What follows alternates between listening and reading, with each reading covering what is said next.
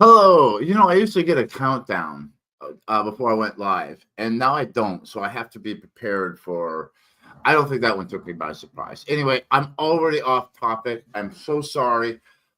We got plenty to talk about today. I have a book cover I'm going to share with you, and I'm not going to hold that up too long. And I finished the novella. I finished writing the novella, the Underground Railroad Ball. We'll talk about that. We'll talk about why I'm going to give it away for free. Let me take a look at my notes here. Well, I'm not going to do that yet because the picture, and you've already seen the cover because I've shared it on social media and it's on the thumbnail of this, but I wanted to talk about it a little bit. So let's go ahead. Oh, real quick, the intro. So, hello, my name is Cody C. Engdahl. Who am I? I am the author that you know. I've published 6 novels. I have 2 very short nonfiction works. One on the causes of the Civil War. The other one is a kind of a how-to guide, how to write, edit, market, write, publish, and market your novel. And I also have a glossary that is exclusive to my email list, which, by the way, right down in the description below, you can sign up for that. And soon, I have this novella. It's going to be free and exclusive to that list. So without further ado, let's go ahead and take a look at it. And yeah, there it is. Woohoo! The Underground Railroad Ball, an American Civil War novella by Cody C. Engdahl. Now, real quick about the novella. It is absolutely free and exclusive to my email list. It is done. The writing's done. So we're in the editing phase now. And it's a novella. It's not a full novel. So my novels, let's see, my longest novel is 126,000 words. This novella is about the length of, well, I'll say this. My last novel was 109,000 words. This, and it was in 5 parts. This is a novella, which means like a small novel, but it's not just word count or size. It's also, I feel like, the style of writing as well. Because when I write a novel, I am writing a big story that has multiple parts that are converging towards the end. I feel like a novella is a more focused plot, a more singular plot. And I think I actually got that concept from listening to Rock Paper Swords. Matthew Harvey and Stephen A. Mackay, they write novellas from time to time. And they talk about them on their podcast. It's a great podcast, by the way, if you're a writer or a reader, to get some inside baseball from them. But they talk about how much they like writing the novellas because you can be very singular with your story and not so expansive. And I realized that I've been writing novellas all along because after my first book, Rampage on the River, which is not a novella, but I would call it a short novel. It's 56,000 words. They get longer after that. 56,000. Perils was like, I think originally 69,000 words. When I added the preview for Blood for Blood at Nashville, it turned out to be 72. Blood for Blood for Nashville was 119,000. And then Mexico My Love was 126. That's my longest yet. And then we dialed it back a little bit with The Prussian Prince. It was 76,000. And then my latest one, The French Fiasco, was 109. So that gives you a sense. But outside of Rampage on the River and The Prussian Prince, both of those were kind of a single story, like a straight through, just a collection of chapters.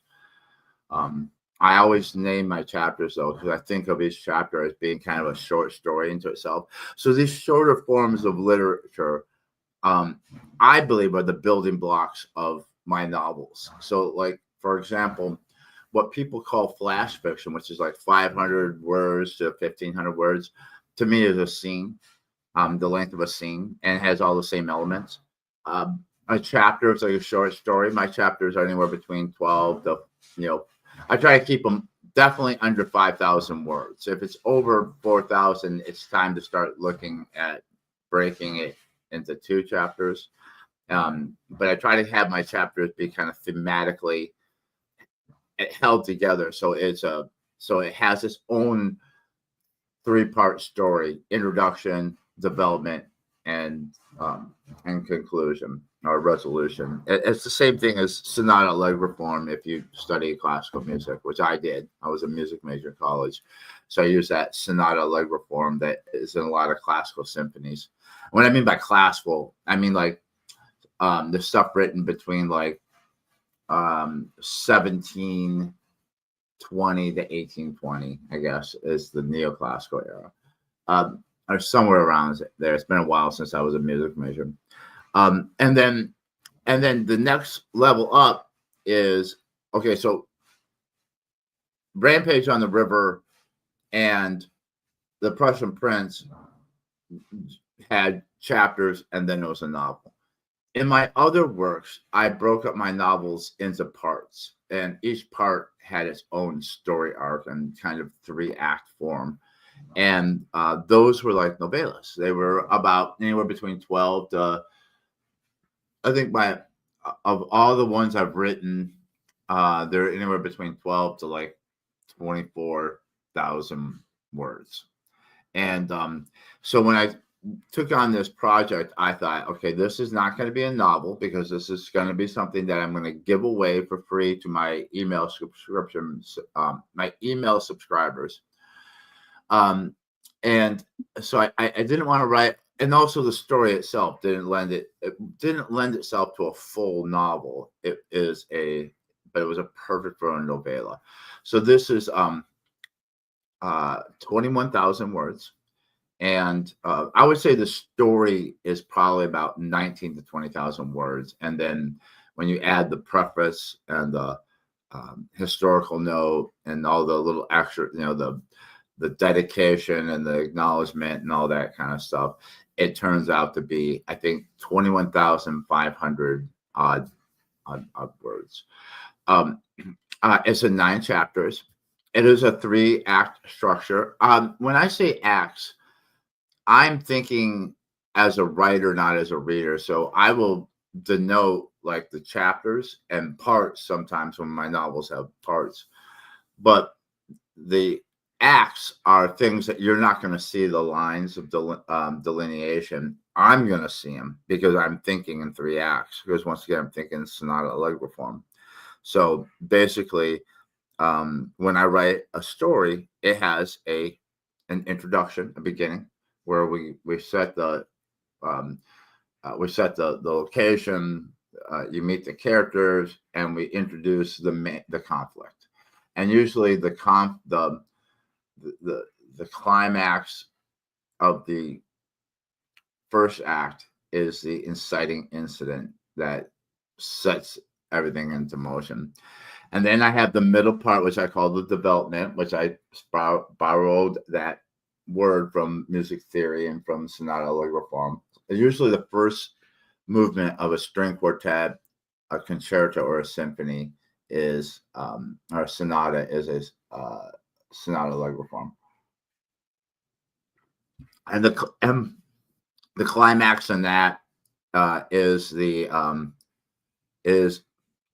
there's usually a climax to that, and then kind of like darkest hour of the soul. And I didn't make that up. That's an actual term. I think it comes from Joseph Campbell's The Hero's Journey, which I have not read. I've heard it quoted and described. I read a little bit of it. Man, is it opaque. But I don't believe in strictly following structures, but having a loose idea of what you're doing. And then the third act is after like that big climax and the darkest hour of the soul is the resolution. So something big happens at the end of the development, and now the character, probably the character fails or something happens that knocks them down, and now they're going to kind of pick themselves up, get their act together, figure it out, and then we're going to have a resolution. And that's when you have like I think like a very strong narrative, very strong plot. Some books I've read don't have that. They're just kind of like a series of events um, in a character's life, and so it just begins at one point and ends at the other. And that's fine, but sometimes I find those very boring if we're not driving towards a big conclusion. And I believe that all my books do that. That there's a historical plot always that is based off of real history, real events, and then there is my character's own plot. So this book is interesting in that it's a little different from what I've written before. It is not based, well, actually it's based off a true story, but a true story that did happen in Detroit, but I changed the characters' names. So I played it out with fictional characters, moved the time and some of the details. But I tell you that in the historical note, I say, okay, this story was inspired by a real story, and here's what the real story is. And you'll see the parallels and see what I did with it to tell the story.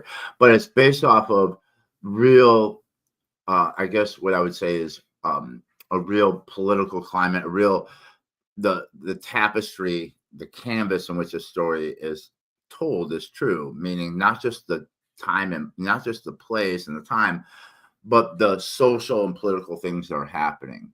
So what this novella is, it's a direct, immediate prequel to my first book, Rampage on the River. So if you've read Rampage on the River, it's the story of it starts with three friends saying goodbye as they're in Detroit. One of them is going back to Tennessee to fight for his state that has joined the Confederacy, and his two northern friends are walking into this train station. They say goodbye, and that is really the impetus for like the entire series, because especially the first three books, because all three of those friends are going to have their own adventures in the war, in the American Civil War, that are going to cross over. Their separate adventures are going to cross over each other from time to time. And I like to write about honor amongst enemies. So I like the idea of friends that are best friends that end up on opposite sides of a conflict. This is a concept that I got from Alexander Dumas, who wrote The Musketeers. And The Musketeers, I think it depends on how they break it up. Sometimes it's broken up into 3 novels. Sometimes it's broken up into 4 or 5. When it's 3, they're big, thick ones. But the overall history that is in the entire Musketeers saga is about 50 years. So most people know the first book, or actually the first half of the first book is usually what's presented is the first half of the first book and one of the stories in the last book. So the first half of the first book is the beginning story where D'Artagnan, a young man, goes to Paris to join the Musketeers because his father was, and he ends up meeting Athos, Porthos, and Aramis, and becomes friends with them, and an adventure ensues. And then people have either read that or seen that movie. That movie's been made multiple times. And then the other one that people are familiar with is 40 years later, The Man Behind the Iron Mask, which is like kind of towards the end. I mean, I think after The Man Behind the Iron Mask part of the last book is the last story arc, which sees them all off one by one, and it's pretty good. And Dumas is I model myself as after Dumas. I think that he's my number one influence. So anyway, I digress. I get way off. So this story takes place in Detroit, and if you've read the first 3 books, you'll be familiar with the character Chester E. Newman, and that's him right there in the picture. Chester, in the beginning of Rampage on the River, is a sheriff's deputy and he is on the verge of recruiting enough men to earn himself a position as a captain in the second Michigan Cavalry. And during the American Civil War and in a lot of conflicts before that, things were different. Like if you wanted to be a captain, you had to recruit a company. And if you could recruit like 100 men, then you could be captain and then bring that company into the regiment. Now, the militaries are more centralized, where you just join the army and they have officers that come out of officer candidate school, and they come up through the ranks and eventually make it to captain, and young men and women join the military, and they're assigned companies or whatever kind of unit, depending on the branch and the combat arms that they're in. So this story, the Underground Railroad Ball, takes place about, I would say it starts about roughly a week, maybe 4 to 5 days before the events of Rampage on the River start. Okay. And in the so a little bit of history, and I go over this in the preface if people don't understand, but you can read the story straight, and it's explained pretty well in the story as well. But if you didn't know much about American history, U.S. history, that the Americas, North and South America, were colonized by Europeans starting in 1492 when Columbus came and discovered what is today known as Hispaniola, which is the island that has Haiti and the Dominican Republic. Is when people say Columbus discovered America, what he did is he discovered an island. He never made it to the mainland. And so shortly after the Europeans discovered the U.S., and yes, it had been Europeans had been there before, but the knowledge wasn't out enough that people knew commonly that there was this whole other land. The Vikings had been there. There was a story that the Welsh had been there even before that. But that's when African slavery started becoming a thing, as Europeans started taking slaves from Africa, bringing them to North and South America, and the Caribbean, and using them as labor. And when the U.S. or when British North America was founded on that, using slavery, and then slowly, by the time of the Revolution, man, I'm putting way too much into this. The time of the Revolution, it was already a problem between states that had allowed slavery and states that didn't, and this became more and more of a conflict between the two, because the states that allowed slavery were worried that the states that didn't were going to have too much political power in Washington and eventually abolish slavery altogether. And one of the things that happened is in 1850, actually in 1793, there was the Fugitive Slave Act that said that Northern law enforcement had to assist slave catchers in catching and returning runaway slaves. That got fortified by the Fugitive Slave Act of 1850, and which meant that they were compelled to help them, that individuals that were caught helping people escape from slavery could be fined $1,000, which in today's money would be about $30,000, pretty steep. So it was pretty draconian. And the beginning of the war, the Fugitive Slave Act was still enforced in the northern states, including Michigan.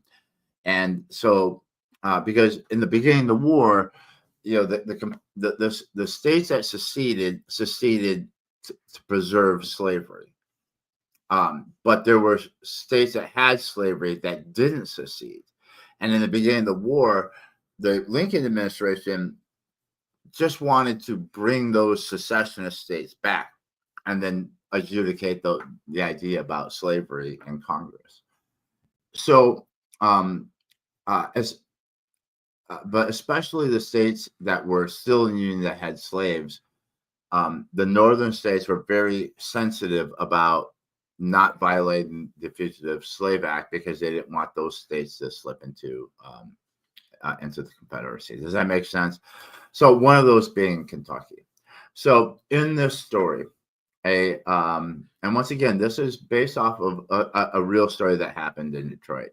A couple from Kentucky escaped slavery and they come to Detroit.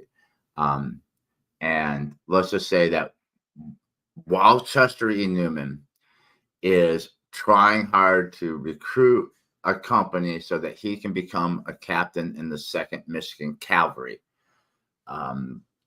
fugitive slaves come to Detroit. Slave catchers from Kentucky come to Detroit. There is all sorts of pressure on him from the sheriff to his would-be colonel to follow the law when it comes in following the Fugitive Slave Act. But at the same time, there are the anti-slavery and the abolitionist forces in Detroit that are also pressuring him to help them out. Meanwhile, there's a fugitive family that has to be dealt with. It's kind of a thriller. And it's called the Underground Railroad Ball because there's a ball. And I got this idea from Dr. Ramsey. He was a surgeon in the 2nd Michigan Cavalry. And he talked about in the beginning of the war that there were a lot of Southern students going to schools in Michigan. And at the beginning of the war, those kids were dropping out of school and going back to their homes in the South to prepare to defend their states and fight for the Confederacy. And that there was a ball. And I'm sure there was several examples of this. He talks about one that happened in Ann Arbor. But there was a ball in which the kind of like a goodwill ball in which like the northern kids and the southern kids and the faculties and the dignitaries from town all came. It was kind of like to say goodbye, we mean you no harm to their southern students that were dropping out to go home, hoping that they'd come back soon. And in Ramsey's memoir, he talks about how the day after the ball, the northern kids walked their southern friends to the train station and hugged, kissed them goodbye and said, come back soon. And because no one thought that this was going to be a big problem.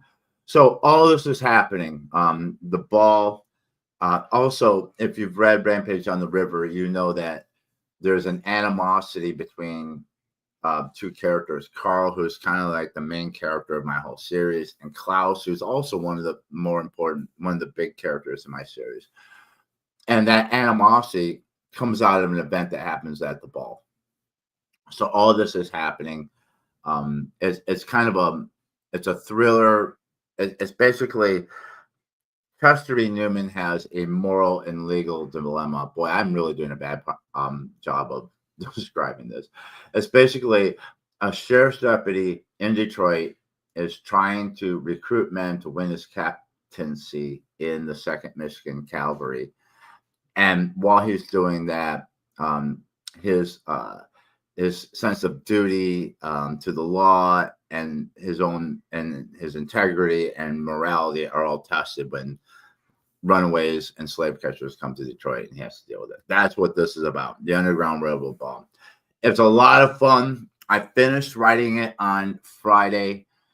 It took me, I think, almost exactly, how long did it take me? It was under 2 months. It was like maybe 7 weeks to write it. I think because I started on a Friday and I ended it on a Friday, and I think it was 7 weeks, right? 6 or 7 weeks, right on the nose.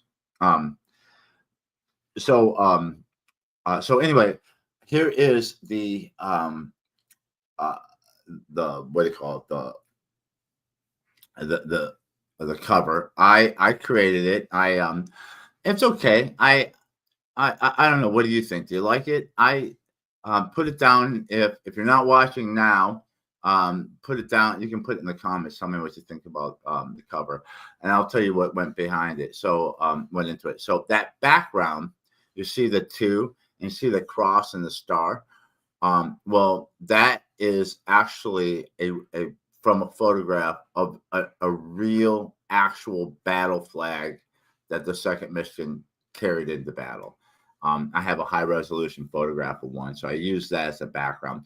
That cross is actually two sabers, and then the two stands for second for the Second Michigan Cavalry, and then the star. You know, they use stars a lot as a symbol in American military and in law enforcement too, like sheriffs. That's why he's got stars on his shoulders. That image of Chester. Now, let me tell you. Let me preface this first of all. I don't use AI for any writing, outlining, or coming up with the concept. Not at all. Not just because out of principle, but because I love doing this. It's like, you know, I play the fiddle.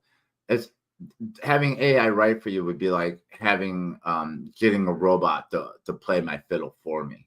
I write because I love to write. Number one. And if I make money at it, which I do, that's great. But I write because I love to write.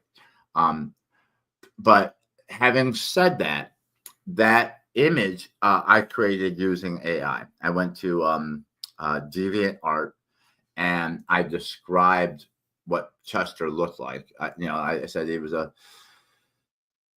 Wayne County Sheriff's deputy in Detroit, 1861. You know, and I just kind of I described it. Bushy mustache and the AI came up with a couple images and I really like this one. So I took this, cut the background out of it and used that as my image of him. And then I went to Canva, which is kind of like an online it's like Canva is similar to like I guess Photoshop. It's like you know, you can create in fact Canva is where I created the thumbnail for this YouTube live. I do a lot of graphic art in there. So I took the flag and the image of the man and then assembled it into a ebook cover and then did the font for the title and you know, did the whole thing for free. And especially, I mean, the profit margins are so low that I try not to have to spend money on doing a cover. In fact, the only cover I ever paid for was what was it? Blood for Blood. I paid for that. I actually designed it, but then had an artist in Pakistan assemble it for me, and he did a good job. Everything else, the first two, a friend of mine did those. And then everything else I did. Usually by taking an old painting that is in public domain and then just using that as a cover and then throwing my title on it. And that way I don't spend a lot of money on covers, and I'm very happy with my covers. And I think if you spend money on anything, well, probably editing first and then well, no, I've heard that a good cover is probably where you should spend the money because the reason why people say don't judge a book by its cover is because people judge a book by its cover. Now, when it came to this cover, I'm not selling this. I'm not asking money for this. So I thought, okay, well, I need to do the cover on the cheap. So I need to try to do this myself. And by the way, I'm very happy with the result. I do have to make it enticing though, because there will be advertising for this, but there won't be direct sales for it. And let me put this up. So this is my thumbnail. So this way I can remember where I am and what I'm doing. Okay, so let's talk about my editing process, why I'm giving away for free, and other mindless rambling. And I'm so sorry that I do that sometimes. I'm trying to be better and be conscious of it. So let's talk about why I'm giving away for free. So this all came from, there is a writer coach, writing marketing guru named Brian Cohen. And I first discovered him through the 5-day author ad challenge, in which he teaches people how to effectively create ads on Amazon for your books that will help you sell your books and not eat up all your profits. And I highly recommend everything he does. He's got that. He's got several tiers of ad agencies.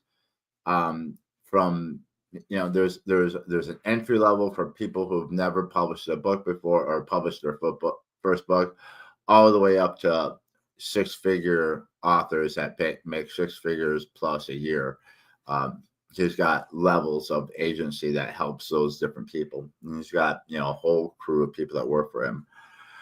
He's also published multiple books, and one of the books that he has published is called it's email marketing. I can't remember. It's something to do with independent publishing and email marketing. And what's interesting that I hear a lot of experts, including Brian, say, is that there's all different ways of marketing. There's buying ads, there's doing TikTok, there's doing ads on Amazon, ads on Facebook. And he says, pick the ones that you're comfortable with and do those. And don't do the ones that you're not comfortable with. But when you ask him or any of these gurus, well, what about email marketing? I said, no, wait, that one's not negotiable. You have to do that one. And that's a very interesting take. And I got to tell you, it's not easy. It's very daunting. I didn't want to have to get into it. But the reason behind that is that you don't, I have over 3,500 followers on Facebook. Ever since Facebook approached me one day and said, we're going to offer you the ability to turn your personal profile into a professional profile. It's a little different from having a page. It's my actual profile is now considered a professional one. And I said, sure. And then I built up a following to that. But anyway, I digress. I have over 3,500 followers there. I could lose that tomorrow. I don't own that ground. And not only that, but I would say probably less than 1/10 of the people who follow me actually see my posts, because the Facebook algorithm throttles things down if you're not paying for it. So it's not like when I post something, 3,500 people are seeing it. Same thing with YouTube. Same thing with Twitter. All these different things. You can get canceled. You can screw up and lose your account. I could lose my Amazon account. All sorts of different things can happen. But no one can take your email list from you. No one can cancel you or fire you from your email list. But not only that, if you build your email list right, you're going to have a list of subscribers who are dedicated followers. For example, I think I have almost 110 on my list now. Not a lot, but I'm growing it. The service I'm using allows me to do it for free until I get to 1,000, and I figure once I get to 1,000, it's going to be free. The interesting thing is, okay, so I have had, since it's been about 1.5 years since I started building my email list, I've had 13 people unsubscribe, and you know what? That's great. People who unsubscribe are doing you a favor, because what you want is a very dynamic and active following on your email list. Because if people are unsubscribing through it, they weren't your people anyway. They weren't going to. It wasn't going to be effective to market to them through email anyway, because they weren't going to read it. They weren't going to be interested. So the people, as I build up to that 1,000 and lose some subscribers along the way, and there's also a MailerLite, which is a service I use. There's a function to weed out old emails that are no longer in service or inactive. Like it'll go and like there are some email addresses that they can tell it hasn't been active in years. Clear those out. So by the time I get to 1,000 through attrition, like people that unsubscribe, emails that become inactive. When I get to 1,000, it's going to be a very dynamic 1,000. And when I send an email, all 1,000 people or more, because once I get there, it's going to be worth it to pay to have more. Now you're going to have a very dynamic group that you can market directly to. And by the biggest thing is I usually do a pre-order. And so I can send emails out to my list to say, hey, the new book is on pre-order. And usually what I do is I do pre-orders for 99 cents. And then when it comes out, I put it at full price. And then I don't discount it until the next book comes out. So, for example, The French Fiasco, my last novel, I was very clear in my advertising, at least on Meta. You can't do this on Amazon, but on Facebook, Meta is Facebook and Instagram combined, and Snapchat. But in my emails and on Meta, I said, pre-order this now for 99 cents. It's going to be $4.99 when it came out. And I had my best pre-order ever. I had 92. I'll just tell you, if you've been here, I usually don't like to talk direct numbers, but I had 92 pre-orders for my last book. I had 3 pre-orders when I did the first time for Blood for Blood at Nashville. I had 12 pre-orders for Mexico, My Love. I had 92 for the. Oh no, I'm sorry. Yeah, I went 3, 12, and then I think 42 for The Prussian Prince, and then The French Fiasco. I had 92 pre-orders. So that was big. So like the day it, the day I released it, all of a sudden immediately 92 orders went out. And that helped my ranking so that I came out swinging. And then there was that. And then there was a whole bunch more of the people who weren't going to pre-order it, but wanted to buy it when it came out. So then there was that wave of people too. And so between the pre-orders and the buildup I was able to do upon launching, I had my best launch ever. And every launch I do is my best launch ever, which is great. And the reason for that is several things. Is one, the more books you put out, with every book I put out, my readership is bigger and bigger and bigger because there's always new people buying Rampage on the Rampage on the River is still selling. And so is the second book and the third book and the fourth book. And I can see it in my sales. And I can see it on Kindle Unlimited that people are reading through the series. So I'm very lucky in that I have a series that people are working their way through so that every book that comes out, I have a bigger and bigger audience. Another part of that was my email list. Was I emailed a few times to my list, hey, French Fiasco, it's on pre-order, 99 cents. And then once it came out, I sent out email, hey, it's out now. Here's the link. So starting that email and beginning to build it was a big step. And that was like my all of this according to Brian Cohen's book. He's also done some seminars on it, but I bought the book as well so I could kind of go step by step. So that was the big thing for 2024. It's just to start the email list. The next level was to build a reader magnet. So what he suggests, and I've seen multiple authors do this, is give people a reason, something to entice them to join your list. And they call it a reader magnet. And he suggests a short story to a novella. And it says that don't make it something that's required reading for someone to understand the series, but make it pertinent to the series so that people, so it's like extra information that people will want to read and enjoy, like a backstory to a character or whatever. Um, but don't make it mandatory reading. And then what you do is, then once you release it to your list, then go on Meta, like Facebook, and create ads saying, join my email, get a free novella.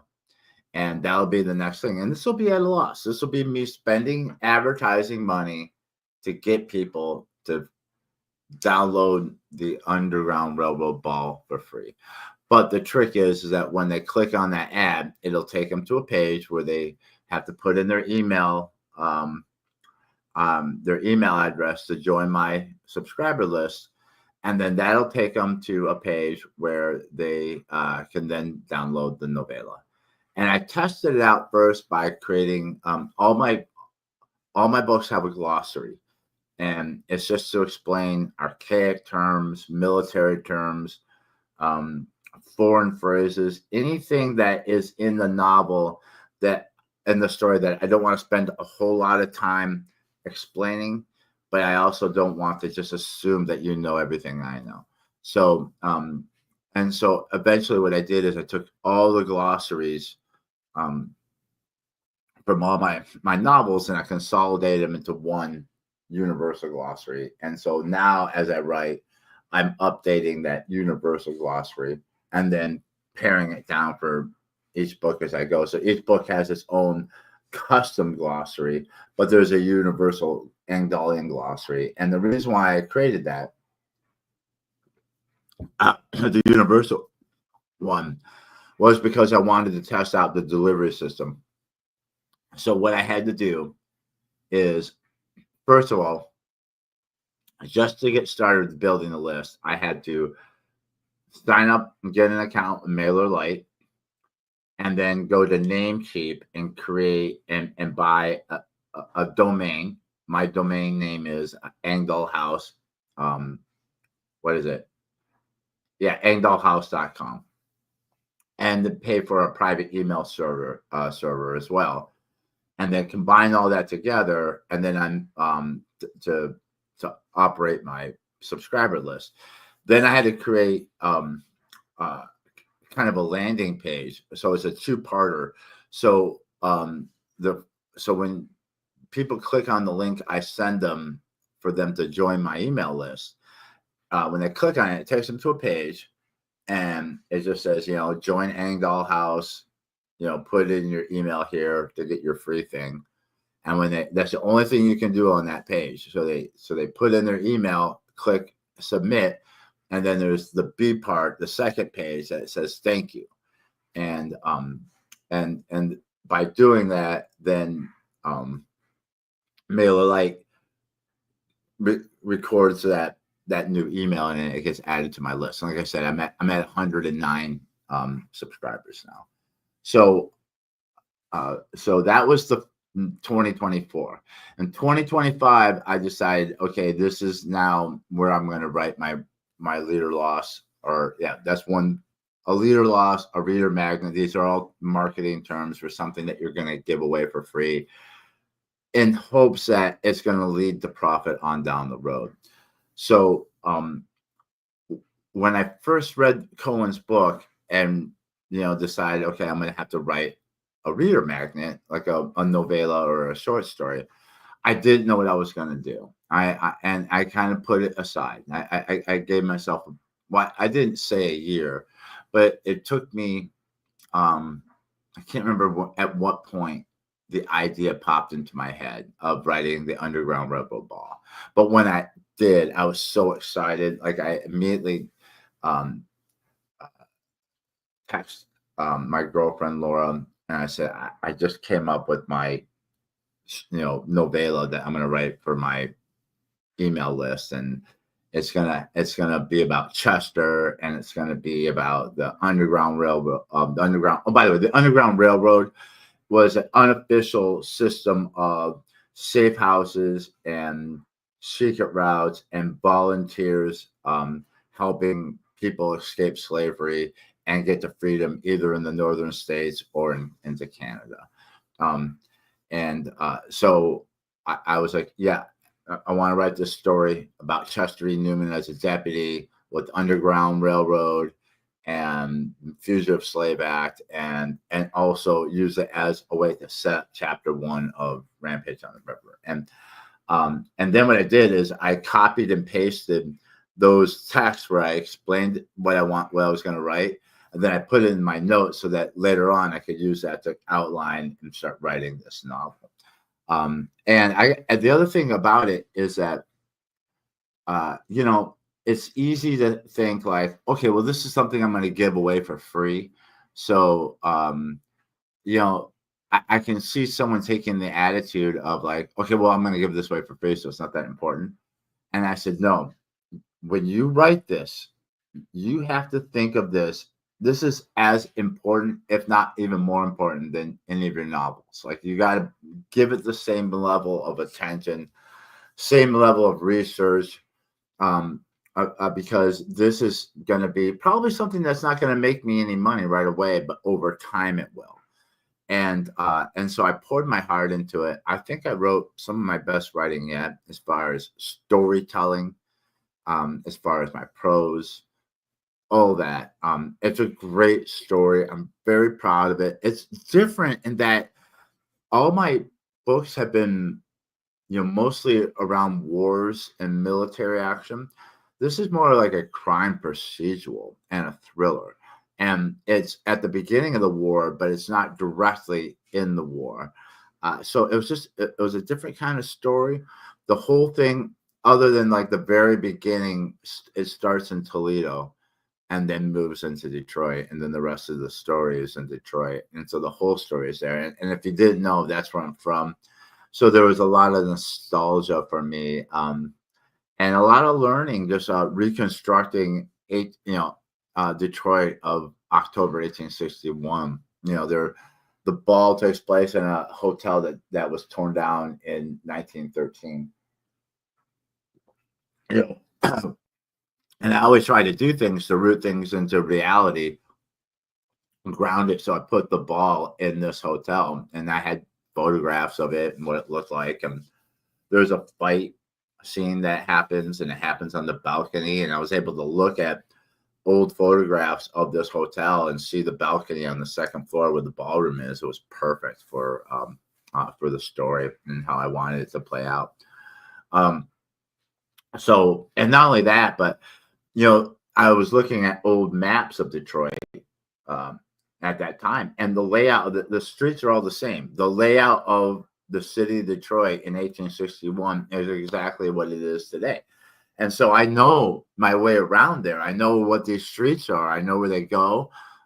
It's very interesting. There is the second Baptist Church on Monroe Street. The one that's there today was rebuilt, but the original one that was built in the early 1800s was part of the Underground Railroad, and it was used to hide fugitives. And so that is in the story. There are 3 Underground Railroad conductors and civil rights activists that lived in Detroit and that were active. That was George the Baptist, Reverend Samuel Davis, and William Lambert, and who are real men that were helping runaways. They were part of the Underground Railroad. They're all in the book, so it's really rooted in the real history of what was happening in Detroit at that time. So very proud of it. If this sounds interesting to you and you would like a free copy of it, and you know what, you could join my email list, get your free copy, and then unsubscribe. There's nothing I can do about it, and I appreciate you reading reading it. And it works in a couple ways. One is I want to build my list out. I'd like to get to 1,000. I mean, it'll probably take me a few years to get there. But also, the way I wrote this story, it literally ends where it overlaps into chapter 1 of Rampage on the River, but from a different angle. Um, so you could read this story and then pick up Rampage on the River and continue. And it's kind of like, if you ever, I'm a Star Wars fan, and Star Wars is, there's little references and homages to Star Wars that creep into my writing. And if you ever watch like Rogue One, so I'm old enough that I saw Star Wars, the original movie Star Wars in 1977 in the theater. And probably my second favorite movie from that in the Star Wars saga is Rogue One, because Rogue One literally ends right at the point where the first Star Wars movie starts. It's so cool how they did that. And that's kind of what the Underground Railroad Ball does. It ends right where Rampage. So what I'm trying to say is that if you've never read any of my books and you see an ad on Facebook that says get this free novella by joining my email list, and someone does that and they download it and they read it, they might be like, oh, wow, this is great. And then go and buy the whole rest of the series and read through it. Okay, we got something here from, I'm an old man. Lloyd Elmore Jr. says, anything that represents you, you must give it your all. I can't wait to read it. Yeah, I can't wait for you to read it too, Lloyd. And I'd like to know what you think of it, your honest opinion of it. I know that you've read Rampage on the River, so you will get the full effect of recognizing characters that you have met in Rampage on the River and recognizing things that lead up to what happens in chapter 1 of Rampage on the River. And you're right, it represents me. Not only is my name on it, but like I said, it's my hometown of Detroit. So I was very nostalgic in writing about that as well. So that's number one. Hopefully people read this novella and then go on to read the rest, buy the rest of the series book by book, and I make the royalties off it. But even if they have, but that's one purpose of it. But that's not really the main purpose. The main purpose is that I am planning on writing for the rest of my life, and hopefully that's going to be a long time. And so what I'm hoping is that as I put out more books, I have a bigger and bigger email list to let them know. So, for example, my scheme, or the way I do things, is that after each release, I give myself a month to not only deal with any kind of marketing or any kind of problems with that release, but also to work on some of the research and outlining for the next book. And then a month after the day I release a book, I have to start writing the new book. And I have quotas, daily quotas, weekly quotas, and monthly quotas of staying on track with the new novels. So a month after I release the Underground Railroad Ball, I'm going to start writing Black James, which is my next full novel that is going to be for sale like the other ones on Amazon. And Black James is going to be probably one of my biggest effort, one of my most ambitious projects yet. I'm very encouraged in that I have most of it plotted out, which is more so than any of my other projects. And it's because I've been thinking about Black James for years. But at the same time, it's getting into, pun fully intended, it's getting into wider and deeper waters for me. So I've told myself that I'm allowing myself up to 2 years from the time I release the Underground Railroad Ball to where I let out Black James. Now, knowing me, I'll probably get it out earlier than 2 years. The longest it's ever taken me from starting to publishing was 18 months, and that was Mexico, My Love, and that was a big effort. That was probably my biggest, most complex book to date so far. Black James is going to be Black James is also a gamble because I don't know if people are going to like it. It's connected to the series, but it's not going to be a numbered volume. So, The French Fiasco was book 6. This is not going to be book 7. It's going to be adjacent. In fact, I believe as much as I got outlined, all of Black James is going to happen before even Rampage on. It's actually going to cross over. There's going to be an intersection where Black James crosses over. There's going to be a kind of a point in which Black James, the plot of Black James and the plot of Mexico, My Love cross each other. And then we'll see what happens after that. But this is going to start further back, probably in the late 1700s, maybe early 1800s. It's going to start in Africa. And so just so you know, if you've read my books, James is a pirate that is mentioned in my first 3 books, the Civil War trilogy. Maybe he's not mentioned until you read Perils of Perryville. He is Elijah's and Liza's father. And he is mentioned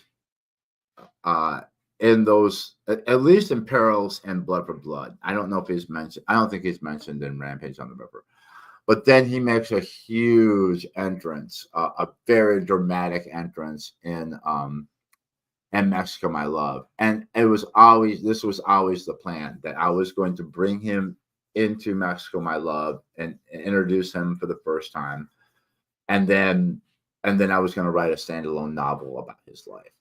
And so this is going to be an epic generational novel in which it's going to start with his father in Africa and go all the way through his father's own enslavement and escape and fight in the Revolutionary War and gain his freedom and become a businessman in Jamaica, where James is born. And James is a young boy who reads pirate novels and dreams about becoming a pirate one day, and ends up joining the British Navy as the Navy would have boys on, would bring boys onto their ships, enlist young boys to.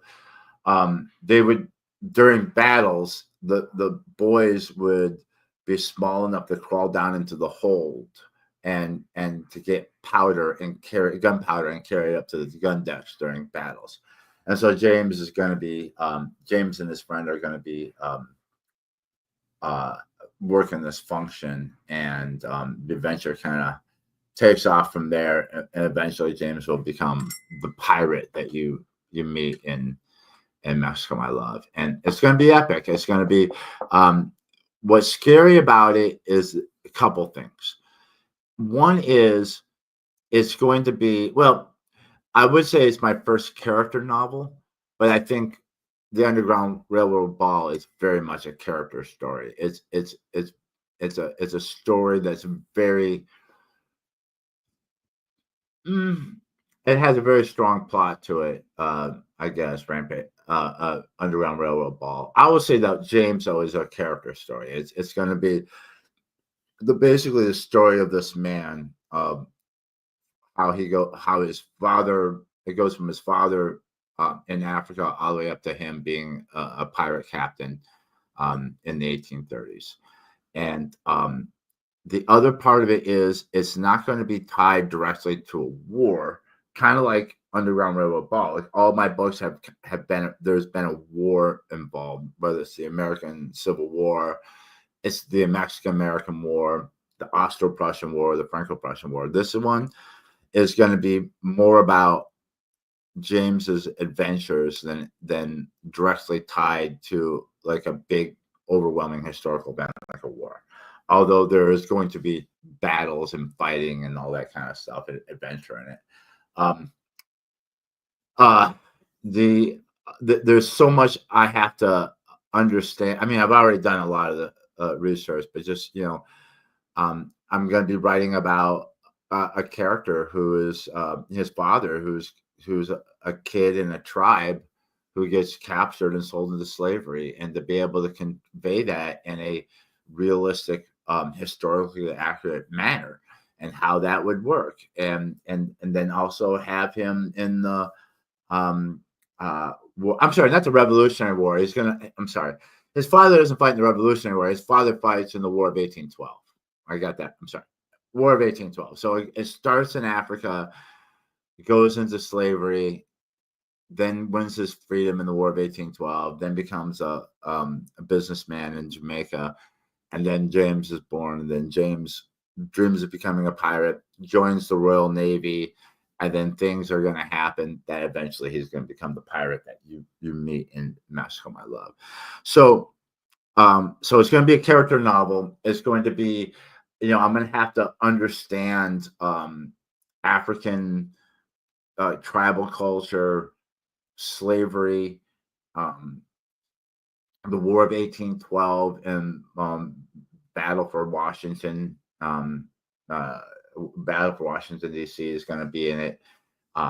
The Jamaica and Jamaican culture and trade and all that. And then the other thing is just I'm going to be writing.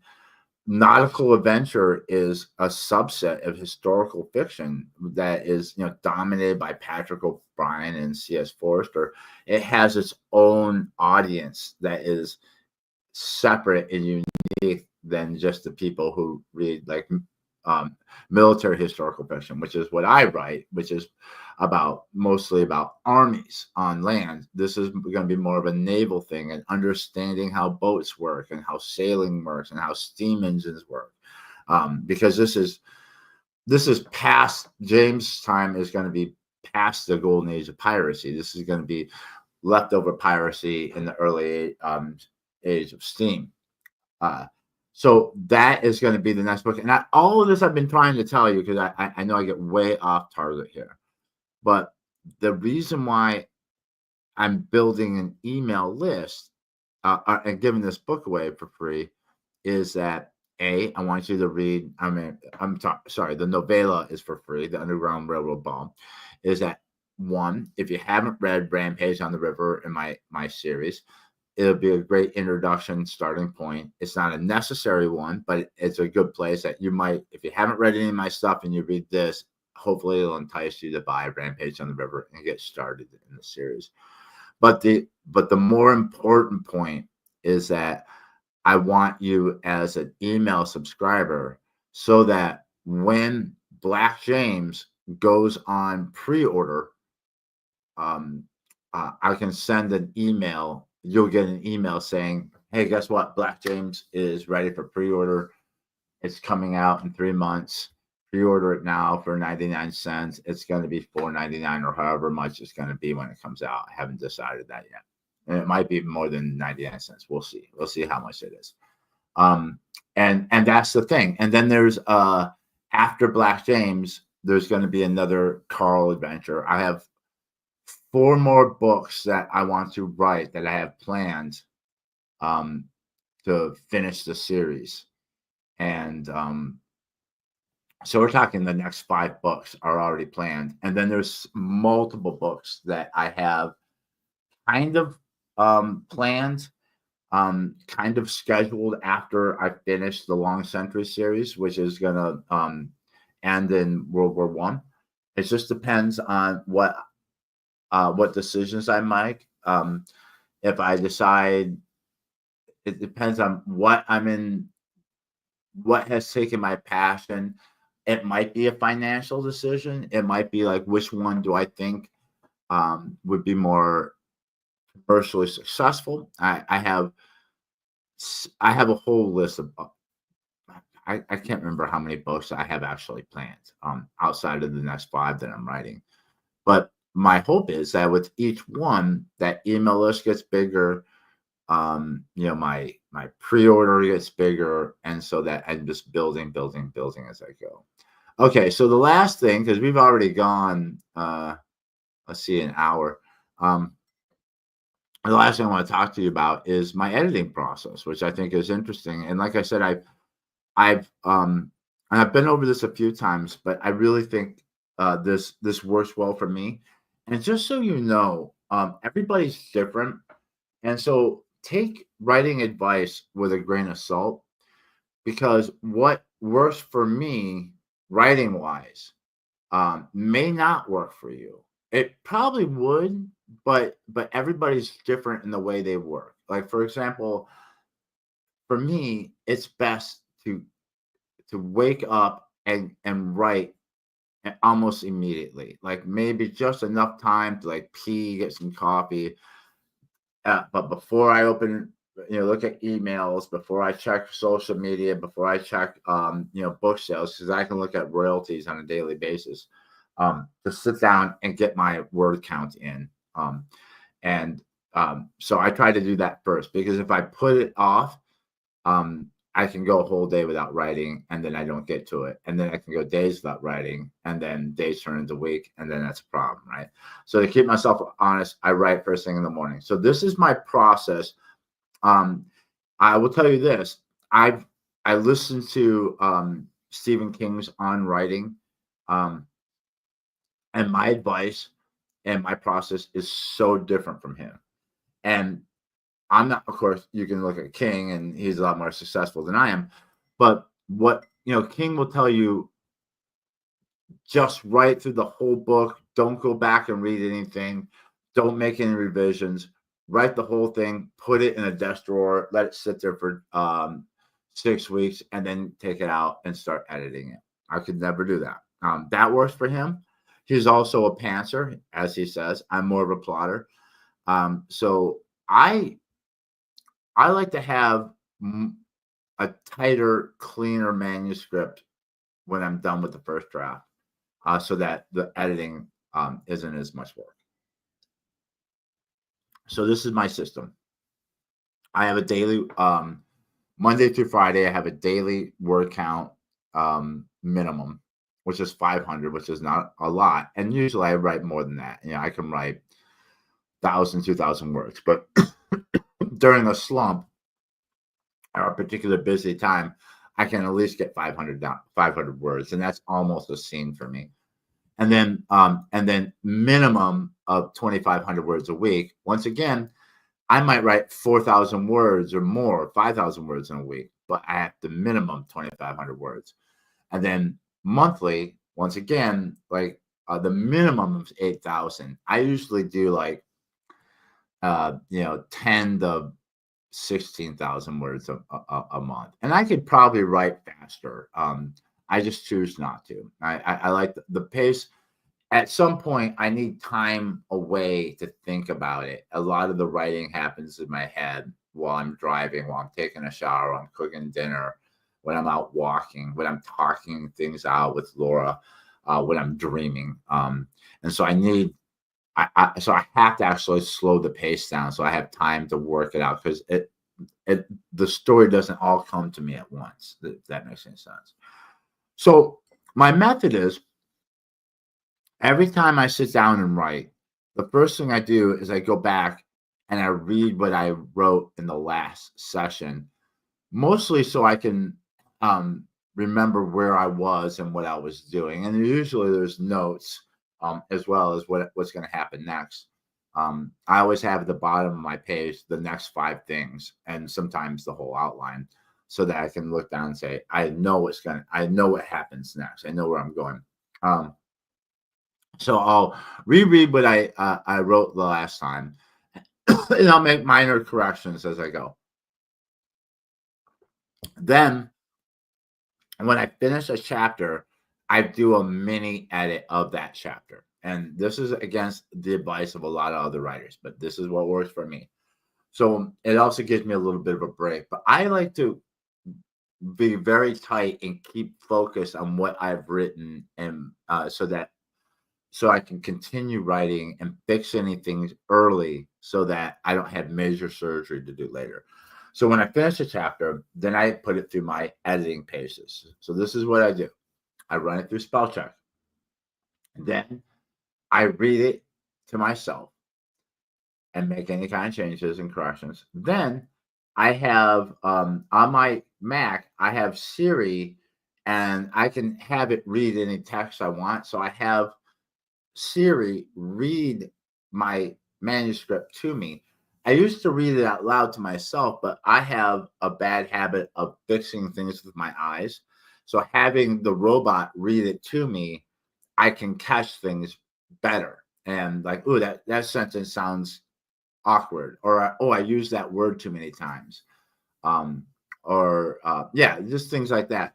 So I catch more when I have it read to me. So I do that. Then I copy and paste the whole thing into Grammarly. And it's funny because I'm on a Mac, so Grammarly doesn't work directly on Pages, which is the software I use, which is good because I like that it keeps it separate. So then I take the whole chapter and I copy and paste it into the free version of Grammarly, and then I go through and look at the correct. And I don't use every correction that Grammarly says. Sometimes, like in dialogue, people speak with bad grammar, or sometimes, yeah, it's more efficient to write it that way. But I'm affecting kind of more of a 19th century feel, so I'm not gonna. So see what I'm saying? So I'm not always taking its advice on everything, and there's a percentage, and usually I get it up in around 95 plus percentage of good. Once I run it through Grammarly, so I find the mistakes in Grammarly and then go over to the actual document. And each chapter has its own document, and then there's a master. Once I'm done with the Grammarly, then I copy and paste the whole chapter into an email and send it to Laura. So that if something happens, because I wrote a book in the 90s, wrote about 5 chapters, and then my disk crashed and I lost it. So I send Laura a copy of each chapter as I'm writing it. She doesn't read it. She just puts it away somewhere so that if I lost everything, I can get it from Laura. It's not lost forever. And then after I send it to her, then I also take that chapter and copy and paste it into the main document. So I'm building the main master document as I go. So that's how I write. And then I write through the whole thing. Then when I finally finish the book, the story, I chip away at the historical note. The historical note is at the end of all my novels. It's just where I talk about the real history behind the story, interesting facts that didn't make it into the story, anything where I might have deviated. And when I do, it's very slight. Like my example is one time at the Battle of Churubusco, I had a building blow up maybe 2 hours before it actually did in real history. That's the kind of thing that the discrepancies I have. But I always admit them in the historical note. The preface, the dedication, the acknowledgement, all those things. I finished a lot of those. I'm writing as I go. So like the historical note, I'm adding to it as things pop up that I'm like, oh, I better explain this more in the historical note. And then I finally have the entire book assembled with all the parts. It's rough. It's a rough draft. It still has typos and problems in it, but everything is there from the from the cover page and the copyright page and the table of contents, all that stuff. It's all there. Then I sit down and I read through the whole thing and do very light editing. If something bothers me or there's something wrong, I'll fix it. But I'm mostly just reading through it to see how it flows. Is the pacing good? Is there anything missing that should be there? How does it read as a novel? Once I'm done with that, then I start editing in earnest. And what I do is I usually break it up into parts. Usually about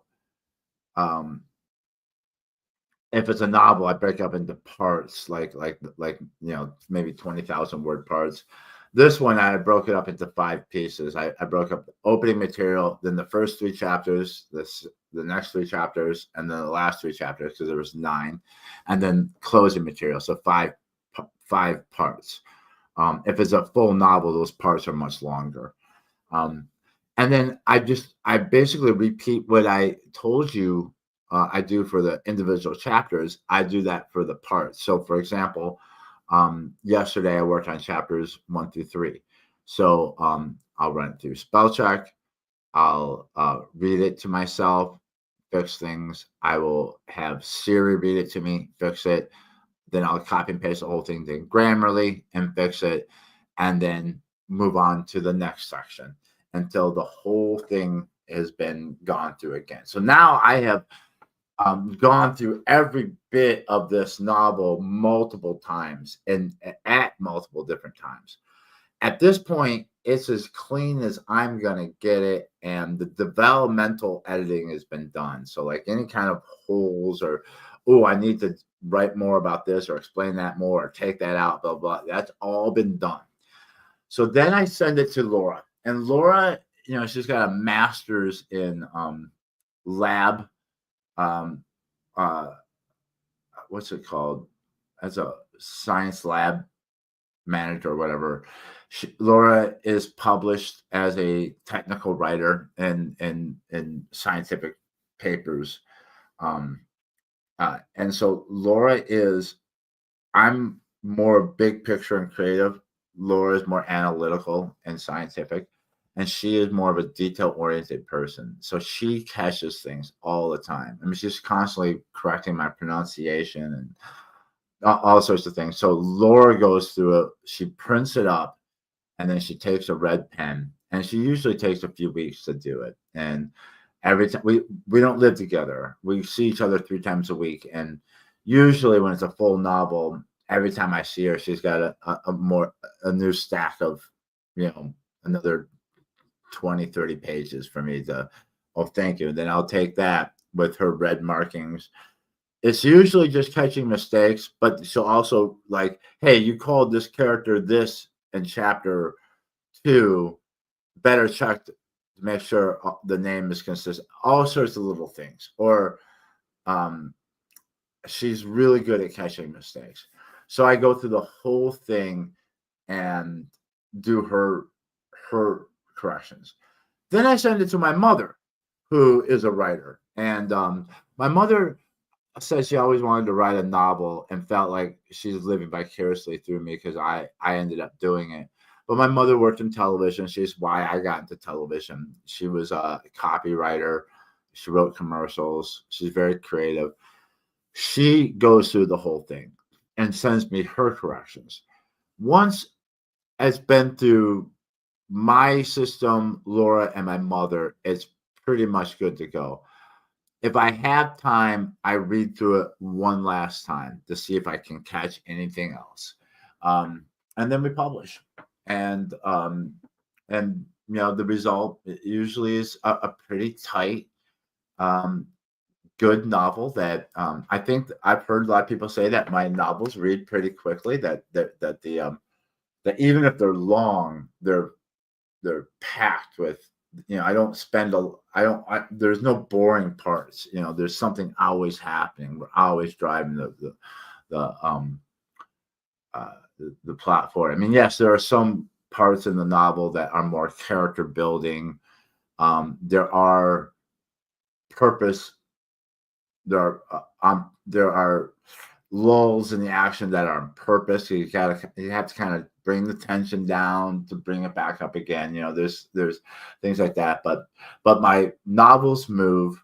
I follow the Alexander Dumas way of writing. Alexander Dumas didn't write novels. He wrote serials that then were later published as novels. So like when he wrote The Count of Monte Cristo or The Musketeers or any of the other novels, what they were serials that were published in French newspapers and magazines.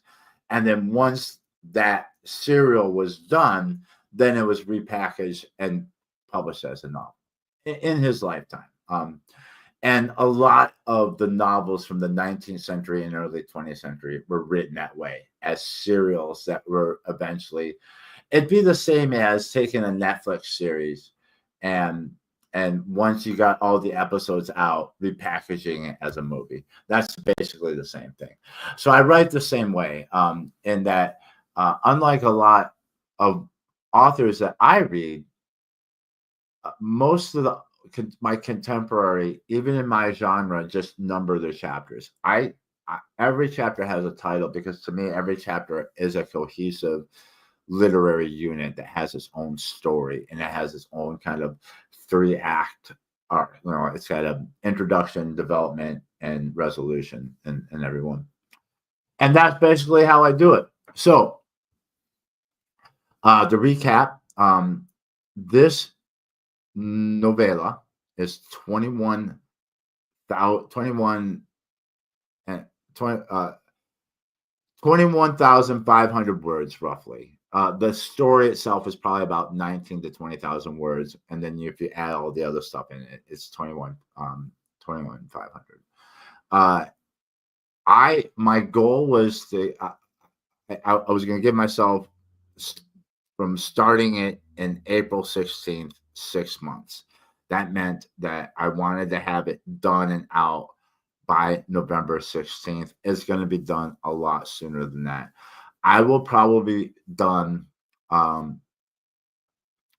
with my editing because it's only 21,000 words, 22,000 words if we're rounding up. So, and I'm almost halfway through now. So I could be done with my editing by the end of this week or, no later than early next week. Then Laura will probably spend a week, no more than 2. My mom is really fast. So she could only be, as quick as a week. So in other words, this might be done and ready and be distributed. No promises, but this might be done and ready to go by the end of August, beginning of September. That would be great. And if I do that, and this is what I'm gonna do. The first thing I'm gonna when it's done, the first thing I'm gonna do is I'm going to load it onto BookBundle. That's the site that hosts the ebooks that I give away. You can also use it to sell books as well. I'm going to email everybody that's on my list and say it's done. Here's the link. And what's great is with BookFunnel is that when you click on the link to get your free book, you can select an Amazon Kindle version, a Barnes & Noble Nook version, an EPUB version. It comes in multiple formats, so the reader can get it however they want. And if you're not an ebook reader, you can get it as a PDF and just print it up. That's what Laura does. She just gets a PDF of it and prints it up. Once I deliver it to my existing list, then I'm going to add it to the welcome thank you page. So everybody, once it's done, when they sign up for my email list, it'll take them to a page where they can immediately download it. And then also there'll be an automated email that goes to their inbox that in case they didn't download it right away, it'll have the link there too. So they're not forced to do it right away. And then once I do that, then I don't know if I'm going to do this right away, but eventually I'm going to create Facebook ads to entice people to sign up for my email list and to get the free book. And then we'll go from there. And then once, like I said, I'm going to give myself about a month. So I could be writing James as early as October. And we'll see. I'm at 109 email subscribers. I would like to be at 200 by the time James comes out. Maybe even maybe I'll be at 1,000. Who knows? We'll see. We'll see. I think in 5 years I could very well be at 1,000. You just grow exponentially with every book that you put out. And every once in a while I do this. I have my lifetime royalties, and and there's a graph chart, and you can see the spikes, and you can see the spike for Rampage on the River, and then it comes down, and then the spike for Perils, and it comes down, and then the spike for Blood for Blood, is pretty significant compared to the first two, and then it comes down, and then the spike for Mask of My Love was even bigger. And what's interesting is not only do the spikes, and what I mean by spike is spike in sales, spike in royalties, is that not only does each spike get bigger with each launch, but then the floor gets higher too. Meaning, what I now make in a slow month is what I used to make when I was spiking, when my first two books came out. That what was like a big deal to me back then is now basically an average month. And then my spikes are much higher with the new books, because the more you're putting books out, the new books help sell the back catalog. And the more people you get into your back catalog, the more people you're going to have waiting for the next book to come out. See how it just grows and grows and grows. So I will say that being an author, it's hard. It's not a get rich quick scheme at all. Do not do this if you're not completely committed to doing the work and love the work, because this is not a get rich quick scheme. If you want to get rich quick, get a real estate license. If you want a vanity project and you want people to admire you, buy a guitar and take lessons. Being a writer and author is hard work. It takes years to build an audience and to build that groundswell, and to build up your email list and build up your followers on social media, and even on Amazon. I have followers on Amazon, but I don't know who they are. I have no way of contacting them. It's just that the people who follow me on Amazon, if I'm lucky and I stay within the rules, Amazon will let them know when I have a pre-order available and when I have a new book out. They don't always do that. They didn't do it for the Prussian Prince. I have my suspicions why. They did do it for the French Fiasco. I have 195 people following me on Amazon right now, and 109 following my personal email list. And see what I'm saying? I have no control over my Amazon followers, but I do on my own email list. And even on, like I said, on Facebook, I have over 3,500 followers on Facebook, but I'll be lucky if a tenth of those people see any of my posts. I mean, I get pretty good response to my posts, but I'm not getting 3,500 people. But the email, yeah. So you see how that works? You see how you build over time, and I've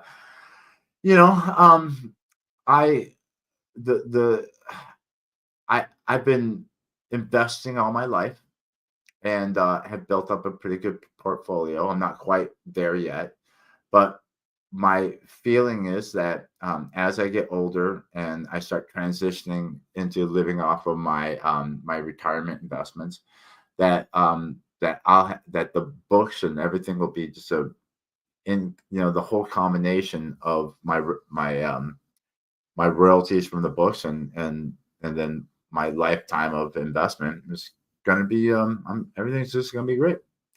And I got so much more to write. So, all right, I'm going to get off. I've been on for an hour and a half. This is a marathon.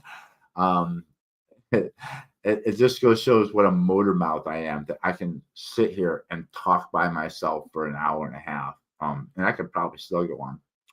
So join my email list. If you're an author and you're curious, you might be an author who's, we're all on the path. There are some people who are at my level. There are some people who are just starting out and working their way up. There are some people that are way ahead of me. But anywhere you are on the path, I like seeing what other people do. So just for the sake of just looking at what it looks like and how it can be done, join my email list. By the way, I am on several other people's email lists, and I've read their free stuff and all sorts of things. Because I want to see how other people do it. So if you join my email list, you can see how, what do my emails look like when I'm sending people, and how you can emulate that and do that yourself. Read my novella. See what is a novella? How long does it take to read it? How is it different from a novel? What can you do that would be something similar or better? Sometimes some of the best novels I read are bad ones where, like, okay, this is bad, but why is it bad? Okay, that's why it's bad. I hope I don't, I'll make sure that I don't do that myself. You're learning, right? So whether you're an author who just wants to kind of, spy on the way I do things and rip off my techniques, which you're welcome to do it, or improve upon them, or just see like, oh yeah, this guy is doing terrible. I'm doing so much better than this. I welcome you to do that. If you're a reader, I really think, especially if you like my other work, you're really going to like this novella. If you're not a big reader, this is a good place to start because I'm telling you, this is short. It's about a quarter to a fifth the size of a full novel. It's a tight story. It really moves, and I think it'll hold your interest. Um, and it might get you started into reading, or your first ebook ever. If you don't know how to read an ebook, like I said, you can read the PDF. I usually send a link to get a free app. I actually do most of my reading on my phone. Because it's easier for me to read on my phone at night with the lights out, so I don't wake up Laura or even myself when it's 2 o'clock in the morning. I can't sleep. This is what it looks like on my phone. At night, the background goes black and the letters go white, so it's not like shining a light in your face. Several of the novels I've read 19 novels this year, by the way. Several of them I finished them overnight reading on my phone. I have a Kindle, but it's easier just to do it this way. What was I going to say? Yeah. So the app to read on your phone, your iPhone, your Android, on your laptop, whether it's a PC or a Mac or a tablet, you can get a free app from Amazon, and I highly recommend it. Yes, I get it. There are people like, oh, I only read paper books. I get it. Laura's that way. She has since got a Libby app, and she read. I lent her my Kindle because I had a book on there that she wanted to read, so she read it. She enjoyed it, and she's now reading a book on her phone. It doesn't mean once you do that, it doesn't mean that you can't read real print books. It's just another way of reading. So I'll leave it at that. I love you. If you're a reader, keep reading, or if you're a writer, keep writing. If you're a reader, keep reading, and by all means, help out your favorite authors, like Lloyd that we had on here, who commented. Lloyd's a great author. I've read several of his books. If you read his books or my books or someone else's books, give them, if you can, if you're willing, try to give them 5 stars. If you're like, no, this is really only a 3 or a 2, I understand that. I only give 5 stars because I try to help other authors out. Give them 5 stars on Amazon, on Goodreads. Amazon first, if anything. Goodreads second, and then anywhere else you can. And if you can write a review, I got a review the other day. It was like, let's see if I can pull this up real quick. It was very, very quick. It's from someone I don't know who they are. She wrote like just a few words, and let's see here. Share screen, Facebook. Okay. So, I write like full reviews. I write them as an author reviewing other people's work. I only do positive reviews. If I truly don't like a book, if I truly think it's garbage, I just don't review it. And I've had that happen where someone asked me to read their book, and I got partially through it, and it wasn't even worth trying to fix it. Well, I mean, I could have if they had asked me for advice. And no, it's if you're listening to this, it's not you. It's some other guy. I can't remember his name actually. Or I should say their name. See, I already blew it. It was someone I did not know. I didn't know this person, and they asked me out of the blue if I would read their novel. And the writing wasn't bad. It was just that the historical parts of it were really bad and really off, and it was obvious they didn't understand a lot of things about the historical event. And I just to me there was just okay. That's a long story. What I'm saying is, give people 5-star reviews. If you really don't think it's any good, then don't say anything at all. All right, so yeah, this person reviewed. Damn it, there I go again. I took their name off it. This is a stranger. This is not a friend or a family member. They gave Perils of Perryville, which is my second book, 5 stars. They wrote, excellent series. One of the best historical books on the Civil War that I have come across, holds your interest and keeps you wanting more. What more could I ask for? You could just write great book, couldn't put it down. And that would, you could just say great book, 2 words. But what that does is, first of all, it's social proof. So when people are looking at books and they look at the reviews, they say, oh, look, other people like it. But the other thing is that the algorithm for Amazon, the more ratings, 5-star rate, the higher your ratings are, like, you want to be above 4 stars. So anywhere between 4 to 5 stars. The higher that is, the more Amazon shows it to other people. The more reviews you have, regardless of what they say, Amazon's going to show it to more people. So by giving, by rating a book and hopefully giving people 4 to 5 stars, preferably 5, you're helping them. And by writing a few words as a review, you're helping them as well. All right, I'm going to leave it at that. I'm reading Flashman, which I've been meaning to read for a very long time. Oh my god, it's crazy. It's a fun book. I'm about halfway through. Will I be done next week? I'm kind of reading a little slower now. I was reading like a book a week for a while. That was a pace I don't think I could keep up. But so we'll see. I'll be back most likely next week. I'm going to try to do one of these once a week just to keep my practice up. And we'll see what we talk about then. And it might be a book review. It might be more about what's going on. Well, I have some other topics too that I'd like to talk about. One of the ones that one day I want to talk about is why